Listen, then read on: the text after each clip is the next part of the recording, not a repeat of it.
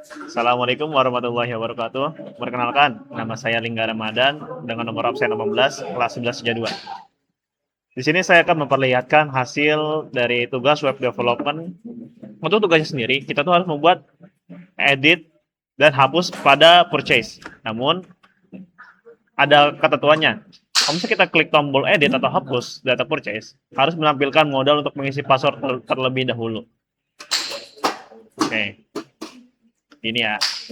Nah, di sini saya sudah membuatnya. Jadi di sini saya kasih lihat dulu hasilnya, baru nanti saya akan menjelaskan kodenya. Di sini saya udah ada ya data dummy ya, ini yang A, SADA nih. Di sini saya akan mempraktikkan kalau misalnya kita salah menginput password dulu. Ini biasa. Nah, nanti dia bakal muncul pop-up atau scroll seperti ini. Kalau misalnya kalian salah menginput passwordnya. Nah, sekarang kita bikin kalau misalnya si passwordnya itu kita nulisnya benar. Di sini saya pertama nyoba yang edit dulu. Ini saya input passwordnya dulu yang benar ya.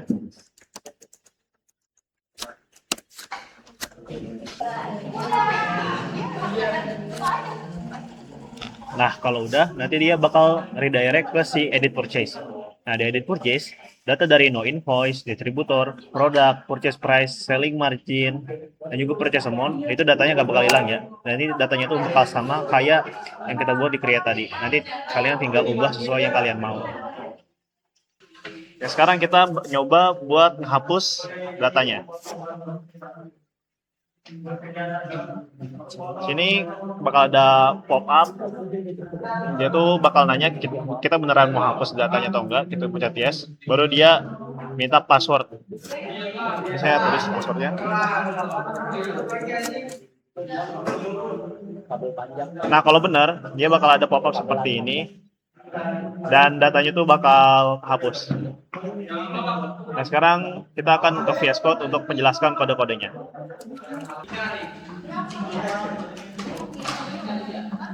Nah, di sini kita sudah masuk ke VS Code-nya. Pertama-tama kita buka di index di bagian purchase. Nah, di bagian purchase ini action-nya saya ada sedikit merubah ya. Di sini itu kita menambahkan on click edit sudah juga on click hapus.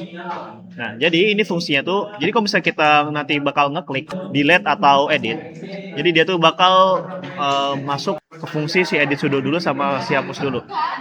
Jadi dia gak langsung ngelakuin apa yang kita klik gitu. Kalau misalnya tanpa on click ini, dia nanti langsung masuk ke purchase edit. Nah, karena kita di sini tambahin on click edit sudah sama push, jadi sebelum ke purchase edit, mereka bakal ngelakuin fungsi dari si edit sudah atau hapus ini.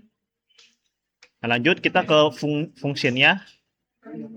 Yang pertama kita ke function hapus. Nah, function hapus ini, di sini saya pertama-tama nulis event prevent default. Nah, event prevent default ini itu tuh perintah buat membatalkan aksi default tombol. Nah, kalau misalnya nggak ada prevent default ini, nanti browsernya itu akan langsung ngelink ke purchase Detroit sebelum passwordnya itu diisi. Nah, selanjutnya di sini ada swall. Nah, swall yang pertama ini, kalau misalnya kalian pencet si delete-nya, dia bakal munculin sweet alert atau semacam pop-up. Isinya tuh intinya dia tuh nanyain kamu benar-benar mau hapus data ini atau enggak. Nah, kalau misalnya kalian klik confirm, dia bakal langsung ke fungsi selanjutnya. Nah, kalau misalnya klik confirm, nanti bakal ada pop-up lagi atau sweet alert lagi. Yang dia tuh intinya nyuruh kita untuk menginput password dari si bos kita. Nah, di sini ada function input value. Intinya function ini tuh kayak callback yang buat nangkep si isi password dari si modal. Nah, di sini ada fungsi ini nih, let password sampai ini. Intinya di sini tuh kita tuh membuat tag input baru secara dinamis buat si browsernya. Di sini hidden itu berarti nanti si passwordnya itu bakal tersembunyi. Itu namanya tuh post password, dan input value berarti input dari yang kita tulis di sweet alert yang tadi kita buat. Nah, untuk yang ini, yang form append child password, ini tuh input tersembunyinya tuh dia tuh disuntikin di form utama kita.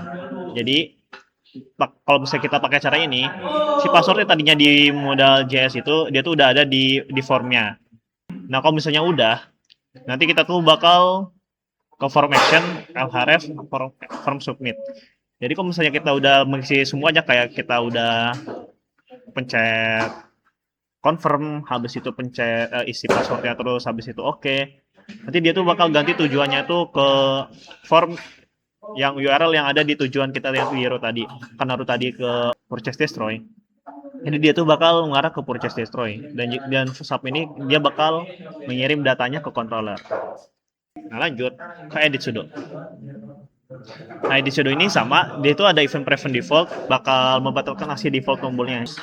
Jadi dia tuh harus isi dulu si edit sudo ini baru ngelink ke URL yang kita buat. Kalau misalnya di sini case-nya berarti URL-nya itu ke purchase edit. Nah lanjut, di sini sama ya, yang ini event sampai sini tuh sama. Ini soal ini berarti dia munculin pop-up atau sweet alert, yang dimana kita tuh harus menginput password dari bos kita. Habis itu di sini yang bedanya di sini ada let fetch URL. Nah fetch URL ini, jadi si passwordnya itu dikirim melalui URL parameter agar passwordnya itu bisa dibaca sama controller sebagai request get. Nah lanjut di fetch URL ini, jadi kita tuh ngirim permintaan ke servernya tuh di ini ya, di background atau latar belakang, tapi gak reload halamannya. Lanjut respon JSON. Nah untuk yang ini, untuk yang logika ini, jadi kalau misalnya satu HTTP-nya bukan oke atau sukses, itu bakal ngasih error. Errornya tuh berupa wrong boss password. Nah kalau misalnya benar, kalau misalnya responnya benar atau berhasil, dia tuh bakal ngasih pop-up atau sweet alert yang isinya intinya ngasih tahu kalau misalnya password yang kita input itu benar. Nah habis itu Windows Location Ref ini, berarti kalau misalnya kalian udah menjalani dari awal spare, kayak misal kalian tadi input password sampai selesai udah benar, bakal diinstruksikan buat pindah halaman. Tadi kan kita kan bikin rootnya itu ke produk edit, berarti kita tuh bakal dipindahin ke halaman produk edit. Nah, di sini saya bikin catch error juga ya. Intinya di sini kalau misalnya ada password atau ada jaringan, ada error, jadi nanti bakal munculin pop-up yang isinya tuh access denied. Oke, nah lanjut kita bikin bagian edit.blade.php. Nah, untuk edit.blade.php sebenarnya kalian tinggal copy aja di bagian create blade.php.purchase-nya. Nah, bedanya di sini di formnya kalian tuh yang value-nya, nah misal value invoice-nya deh, sebelumnya kan if isset session data nonota baru data nonota. Nah di sini session-nya itu dihapus, jadi langsung aja if isset data nonota. Kenapa?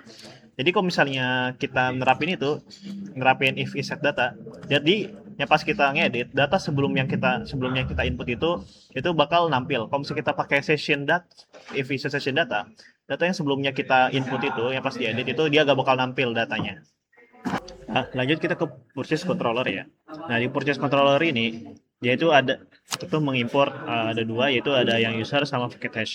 Nah user ini karena nanti di fungsi yang password saya, dia tuh bakal nyari user yang role-nya itu owner. Sedangkan buat packet hash ini dia tuh buat mengenkripsi password dari si usernya tersebut. Lanjut kita langsung ke editnya aja.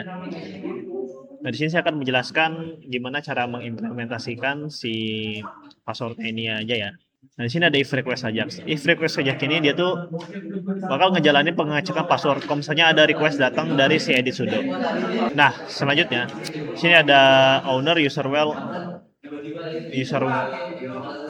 owner first. Nah di sini dia tuh bakal ngambil satu data user yang memiliki role-nya itu owner di database. Nah lanjut ada kode ini nih. Nah di sini dia tuh bakal ngebandingin password yang diketik user dengan password hash yang tersimpan di database. Nah, selanjutnya di sini ada komen session put sudo edit granted .id, true. Nah, untuk komen ini hanya dijalankan jika passwordnya benar, itu bakal buat kunci sementara di dalam session si browser.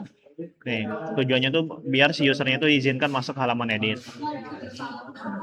Nah, lanjut kita ke fungsi update.